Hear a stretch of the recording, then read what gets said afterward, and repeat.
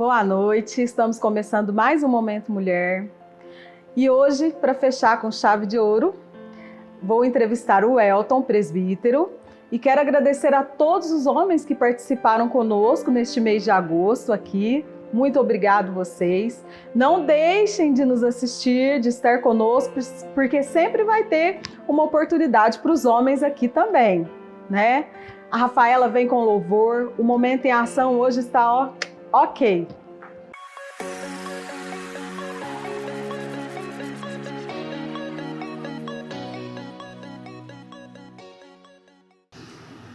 Olá, hoje estamos aqui na clínica do Dr. Otávio e hoje o nosso entrevistado é o presbítero Elton. Tudo bem, Elton? Tudo bem. O Elton Júnior de Oliveira, farmacêutico, pós-graduado em farmácia, clínica hospitalar, acupunturista, nascido em Itaú de Minas, filho do Vitor dos Reis Oliveira, sua mãe, Maria do Rosário Gonçalves de Oliveira, solteiro, né, o Elton? Solteiro. Então vamos lá. O Elton, há quanto tempo você é cristão? Olha, tá indo aí para meu processo de conversão, já tá aí para a fase de 15 anos. 15 anos já que eu tô convertido, que eu tô aí seguindo os caminhos de Cristo. Muito bom.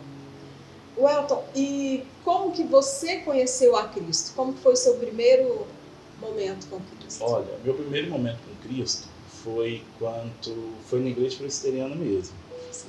Foi na época que tinha congregação, foi através da minha irmã, da Renata, que eu fui para a igreja. Ela frequentava a congregação? Ela frequentava a congregação. Sim. Lá. E teve um processo que eu tive que começar a caminhar com ela. Eu tive que começar a ir para fazer companhia para ela, porque era longe da minha casa, né? Eu tinha que ir com ela para fazer companhia. Eu tinha que, às vezes, depois voltar com ela. Nos primeiros dias eu até levava, esperava e depois eu buscava de novo. Uhum. Mas aí eu acho que Cristo foi tocando no meu coração, né? Foi aonde que eu fui percebendo, eu fui tomando gosto pela igreja, tomando gosto pela palavra de Deus, e aí eu comecei a acompanhar ela e participar dos cultos. Aí depois disso, eu nunca mais parei a minha caminhada com Cristo. Nunca mais eu saí. Desse processo até agora, até hoje, eu estou na igreja e presbiteriana. Faz 15 anos que eu na presbiteriana. Fui convertido lá e é lá que eu sou até hoje. E a sua formação? Então, eu sou formado em farmácia, né, farmacêutico, né? Uhum. Também sou pós-graduado em farmácia clínica, hospitalar, né? E agora também sou acupunturista, né? Tô terminando o curso agora, por causa dessa pandemia, faltou aí uns meses pra gente estar finalizando, mas as aulas já estão voltando agora, então eu também já posso falar que eu sou um acupunturista, né? Eu já graças a Deus, já acabei. Terminou. O Elton, as pessoas se automedicam com muita frequência. Isso é bom? Porque lá em casa nós temos o costume de se automedicar. Eu vejo pela minha casa. Excelente pergunta, viu, gente? A automedicação, ela não deve ser feita. Por que a automedicação não pode ser feita? Porque o medicamento, para mim, ele faz um tipo de efeito. Para você, talvez o mesmo medicamento ele vai fazer vai te causar um mal, ele vai ter uma absorção diferente do meu organismo. Então, cada pessoa, ela tem que procurar um médico ou procurar um profissional de saúde, que no caso farmacêutico, ele está apto a te orientar, a te fazer uma entrevista com você para saber qual medicamento que ele vai agir melhor para você. Por exemplo, um medicamento para dormir. Às vezes, para mim, ele é ótimo, ele me faz... eu relaxo, eu durmo a noite inteira. Mas para você, ele vai fazer um efeito totalmente diferente, por causa do seu organismo. E quando a gente se automedica muito, o que acontece? Chega uma hora que o medicamento ele não faz efeito no nosso organismo. Por que ele não faz efeito? Porque a gente já tomou todas as classes, sem às vezes fazer um exame, sem fazer alguma coisa. Então ele já não vai fazer efeito no seu organismo. Às vezes sem estar realmente com aquele problema, né? Isso. Uhum. Às vezes é uma insônia normal de uma preocupaçãozinha, tudo que vai passar, que a gente pode estar praticando mais exercício, para estar relaxando, para conseguir dormir, né? E a gente se automedica errado. Com o medicamento do outro, né? Do outro, da vovó, da mãe, do irmão. Outra coisa também que a gente vê muito, antibiótico.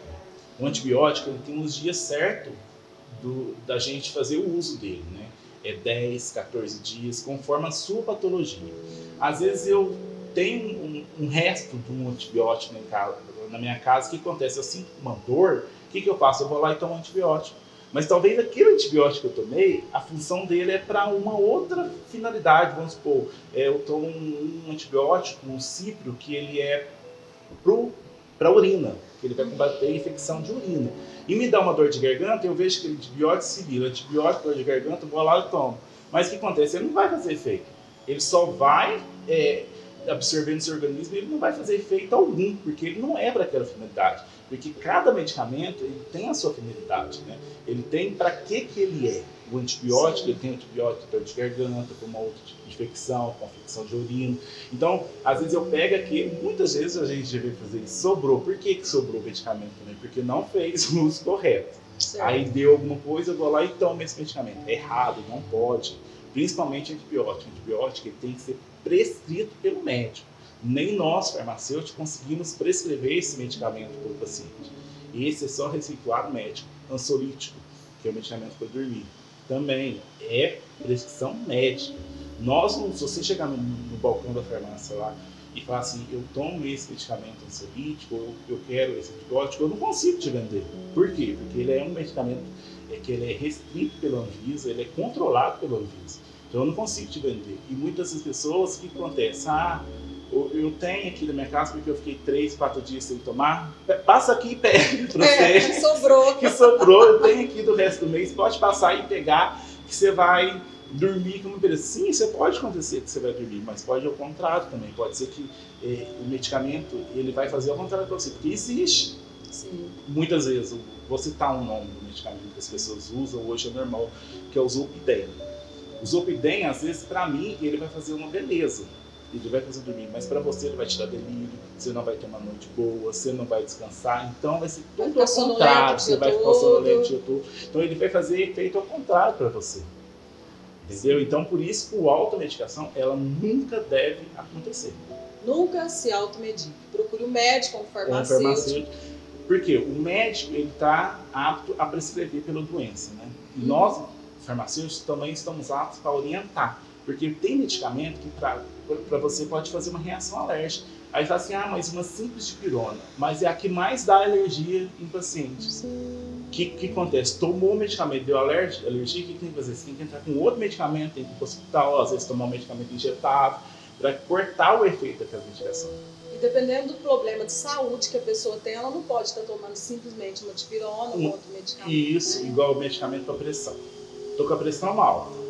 A Sara também está com a pressão alta. Eu tomo determinado medicamento. Sara, toma esse. Às vezes não vai adiantar para ela o mesmo medicamento que eu tomo para pressão. Porque senão, imagina, seria uma beleza. A mesma miligrama, né? Que tem isso também, tem as né? miligramas. Imagina que maravilha que seria se existisse só um medicamento para todos os tipos de pressão. Só 1 miligramagem.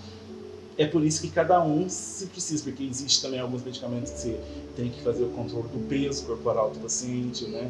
Que às vezes, por exemplo, eu sou meio cheinho, às vezes tem um que é mais magrinho, então às vezes a dosagem que eu tomo é diferente da dosagem que o outro vai tomar, porque tem tudo o processo do peso corporal, isso quem faz é o médico, isso quem faz é o farmacêutico, né? Às vezes uma criança, a gente tem 2 crianças, vou dar uma dipirona para a criança porque ela está com febre.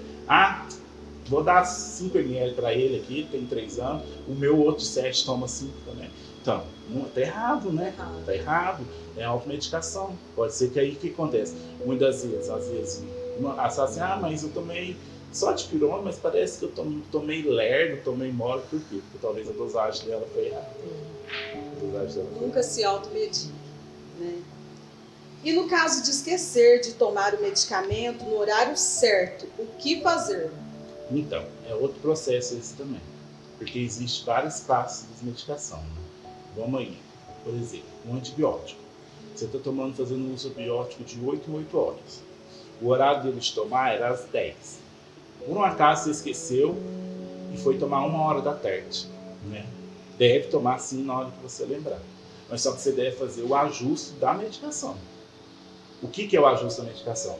Se você tomou 3 horas, se ele era 6 horas da tarde de novo, você não vai tomar 6 horas. Você vai contar daquelas 3 horas da tarde, mais 8 horas, se ele for de 8 a 8 horas. E fazer o reajuste da medicação. Porque senão o que acontece? Você toma 2 dosagens a mais no seu organismo, pode te dar uma reação alérgica, pode te dar uma reação inesperada da medicação, porque você fez um uso incorreto da medicação. Medicação anti-inflamatória. Um anti-inflamatório, ele é tomado de 12 em 12 horas. Ele também, eu esqueci de fazer o uso desse medicamento, desse anti-inflamatório. O que eu vou fazer? Eu tinha que tomar 8 da manhã. E eu lembrei de tomar ele só 4 horas da tarde. Você vai tomar 4 horas da tarde, mas você vai tomar só 4 horas da manhã do outro dia. Você vai ter que fazer um reajuste. Porque se você tomar a dose... Você vai quebrar aquele horário que você fazia, né? Isso. E começar de novo. Isso. Medicamento que você toma uma vez por dia, os ansiolíticos, né? Que é quem faz uso à noite. Hoje me deu um cansaço, eu deitei, dormi e não tomei medicação.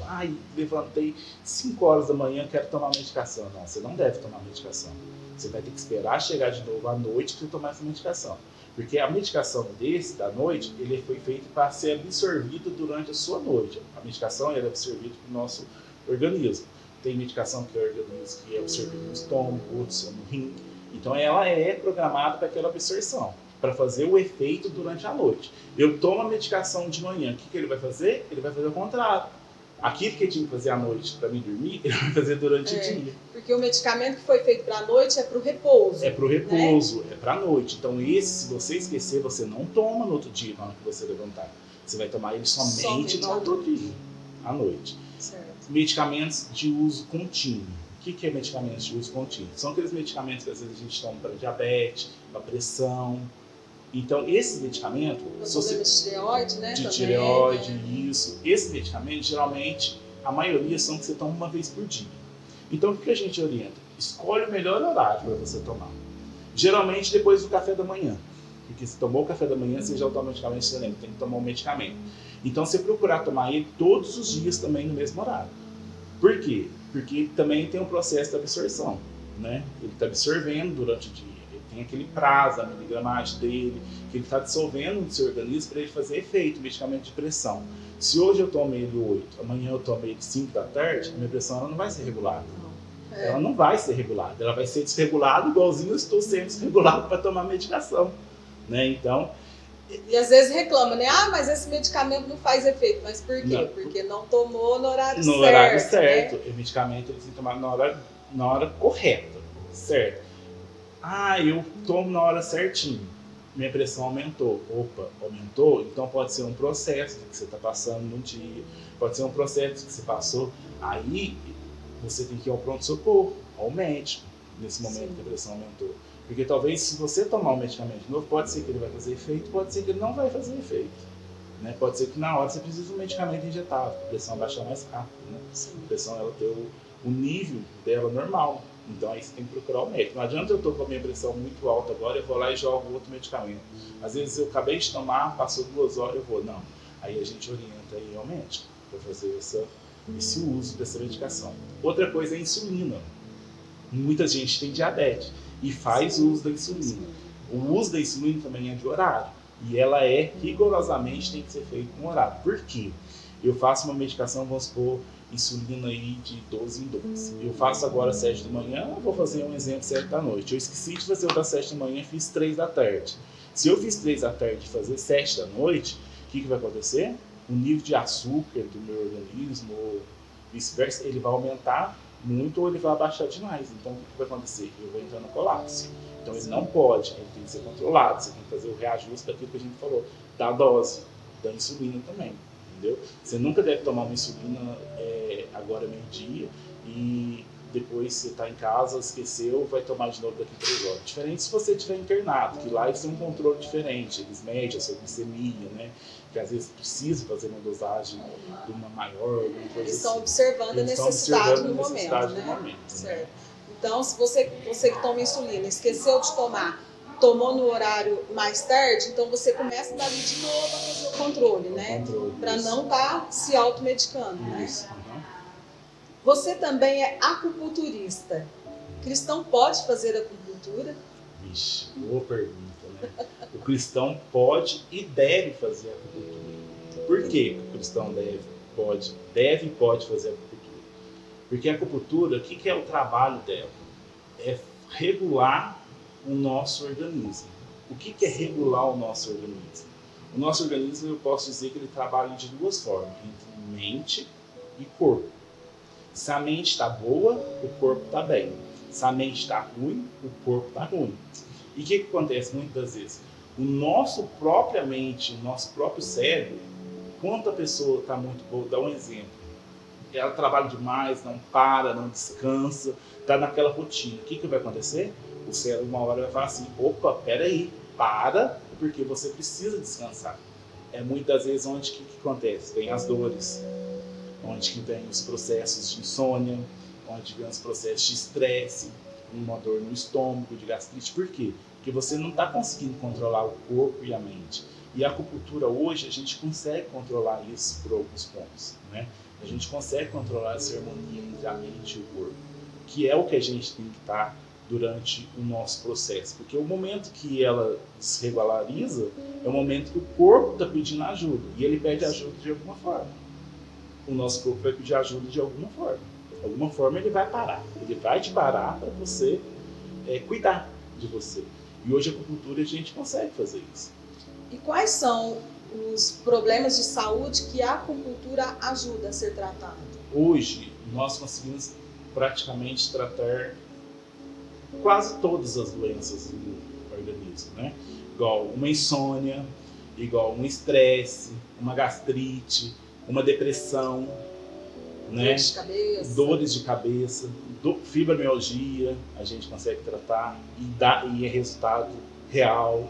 A gente consegue tratar uma dor lombar, coluna.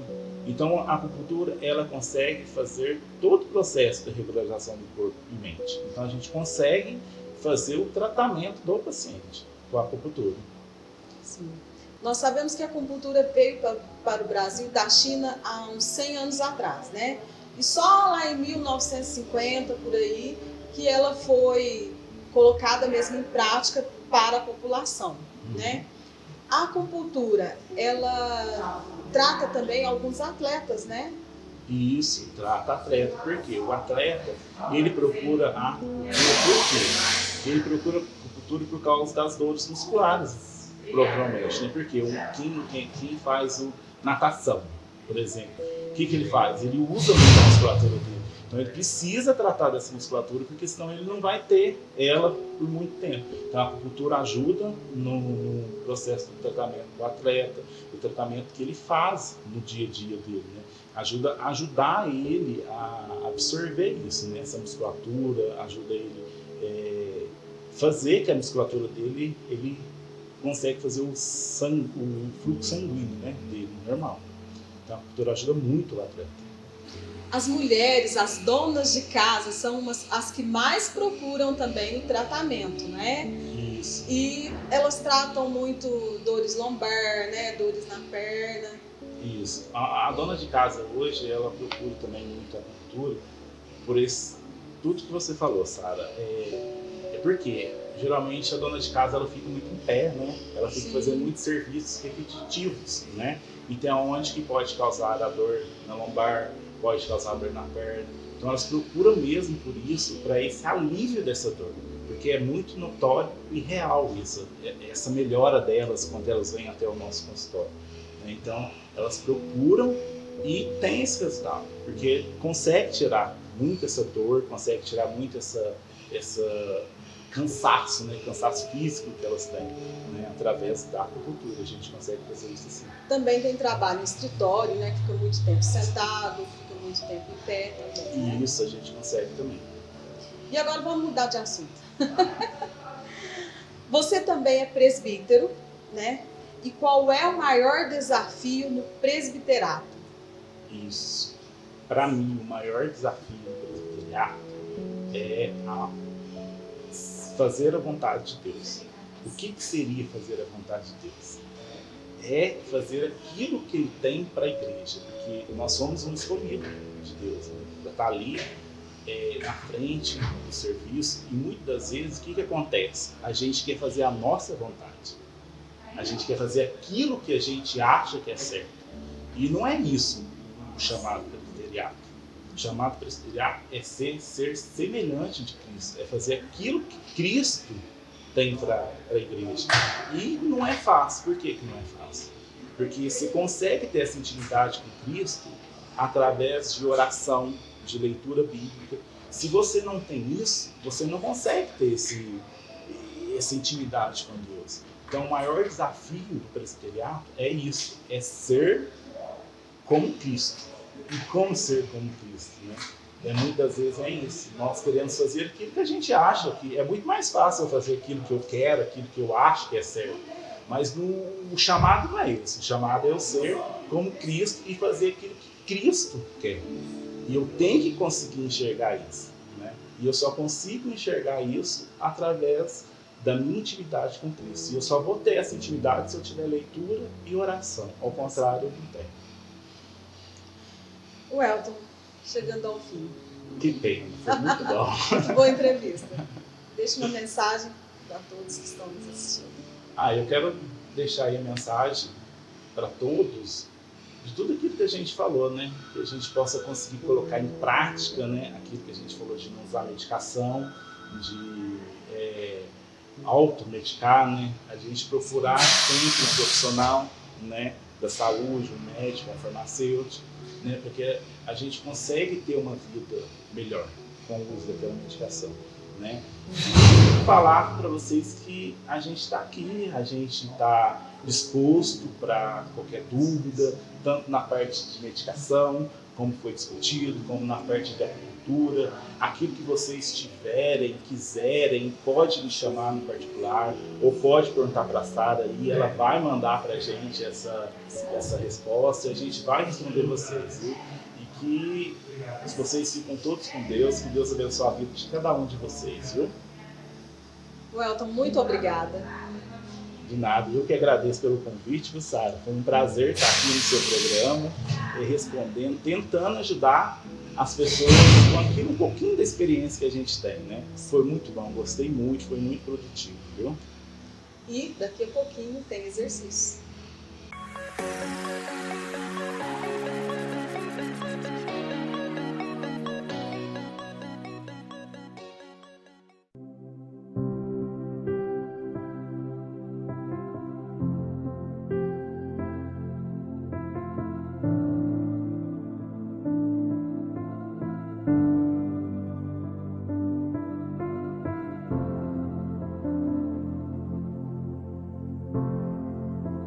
Vi o Senhor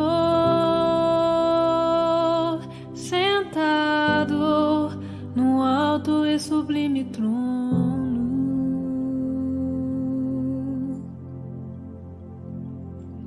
e a orla de suas vestes enchia um templo,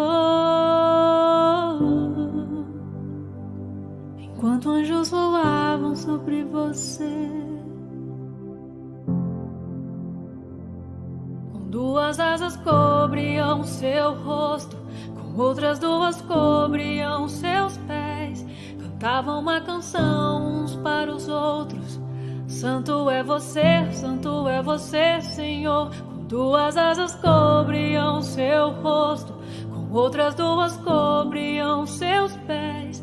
Cantavam uma canção uns para os outros: Santo é você, Senhor.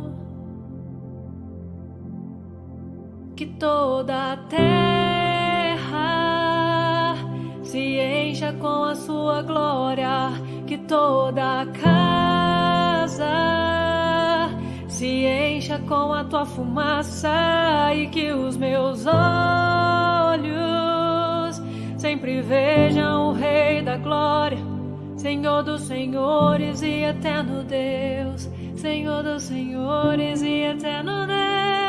Que toda a terra se encha com a sua glória, que toda a casa encha com a tua fumaça e que os meus olhos sempre vejam o Rei da Glória, Senhor dos senhores e eterno Deus, Senhor dos senhores e eterno Deus.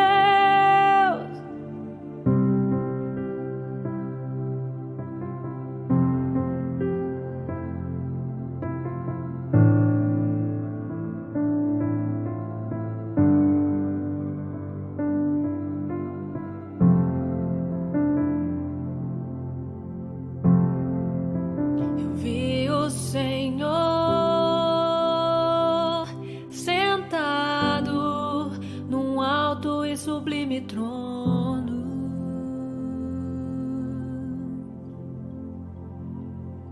e a orla de suas vestes enchia o templo,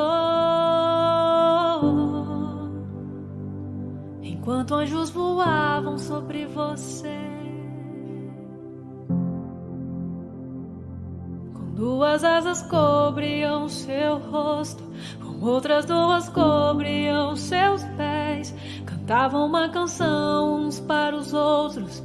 Santo é você, Senhor. Com duas asas cobriam seu rosto, com outras duas cobriam seus pés. Cantavam uma canção uns para os outros. Santo é você,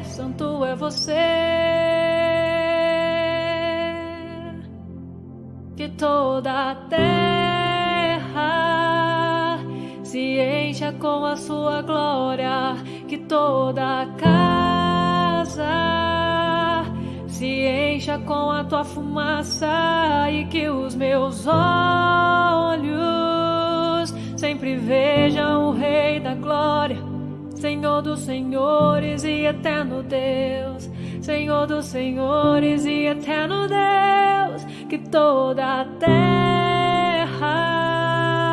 se encha com a sua glória, que toda a casa se encha com a tua fumaça e que os meus olhos sempre vejam o Rei da Glória, Senhor dos senhores e eterno Deus, Senhor dos senhores e eterno Deus.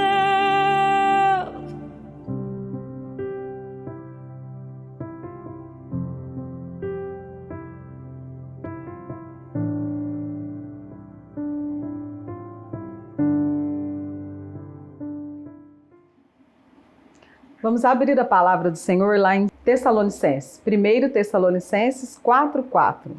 Que cada um de vós saiba possuir seu próprio corpo em santificação e honra. O nosso corpo é uma máquina e ele não para. Quando paramos para pensar como ele foi planejado e como ele funciona de forma tão sublime, o nosso corpo não é resultado de uma evolução, mas sim de um planejamento feito pelo Criador, feito por Deus. O nosso corpo tem muito valor para Deus. Foi Deus quem criou, foi Deus quem nos fez. Seu corpo é perfeito. Seu corpo é o templo do Espírito Santo. Deus não habita em santuário feito por mãos, mas Ele habita em você. É em você que a glória de Deus se manifesta. Seu corpo foi comprado pelo sangue de Jesus. Por isso, você deve glorificar a Deus. O seu corpo não é para a impureza, mas para a santificação. Nós devemos usar o nosso corpo como instrumento para a justiça. Nós devemos usar os nossos olhos para serem santos. Devemos saber que os nossos lábios precisam ser fonte de vida. Os nossos pés precisam andar nas veredas da pureza. Nós precisamos estar no altar de Deus. Então, que cada um de vós saiba possuir seu próprio corpo em santificação e honra. Sabermos usar o nosso corpo para aquilo que nos traz benefício, saúde, que nos faz bem, que vai fazer bem ao próximo, e não para as coisas ruins, né? Essa é a palavra para vocês hoje. Fiquem com Deus.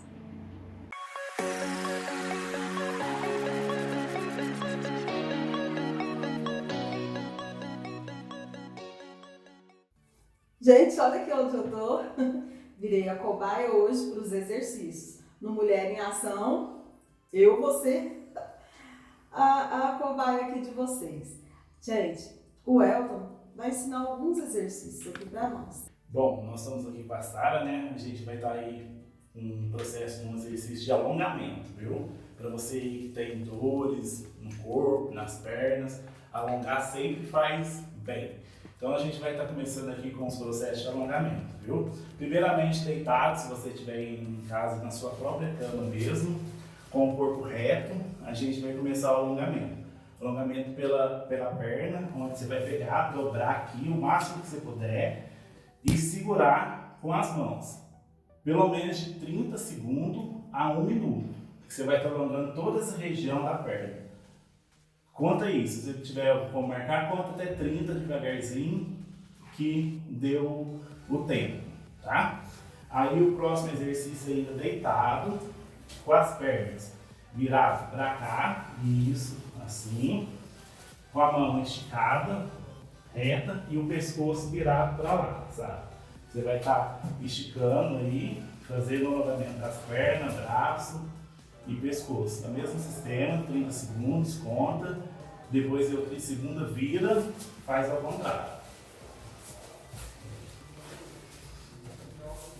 No máximo que você puder, dobrar a perna, estica bem o braço e olha para a ponta da mão. Você vai estar alongando. Fez 30 segundos. E alonga bem essa parte aqui, né? Alonga bem a parte da perna, da lombar. Aí parou, estica o corpo, fica 30 segundos o corpo esticado. Depois de 30 segundos o corpo esticado, aí o próximo exercício é sentado. Senta, sabe? Bom, primeiro eu nunca posso levantar de qualquer jeito, né? Isso, tem que levantar devagar, porque às vezes deitado pode ser que fica tonto, né? Acho que aqui na máquina mesmo dá pra gente fazer o próximo exercício, né? O próximo exercício, sabe, você vai pegar, vai colocar as mãos aqui atrás, isso, e descer o pescoço até o máximo que você puder. 30 segundos, esticando a parte do pescoço, do braço, fazendo o alongamento. O próximo exercício, isso, Sara, já deu tempo. Você vai relaxar bem e ficar reto, com as mãos abaixadas, virar o pescoço, ao contrário. Assim, estica o pescoço. Isso, põe o queixo bem perto do ombro. 30 segundos, virou.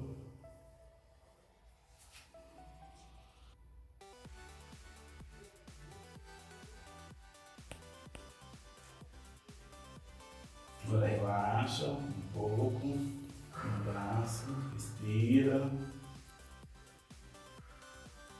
Isso. Dá uma relaxada. Dá uma relaxada boa. Isso. Agora você fica o pé de pé. Isso. Agora a gente vai estar trabalhando os ombros. Os ombros a gente vai estar trabalhando assim para frente, primeiro.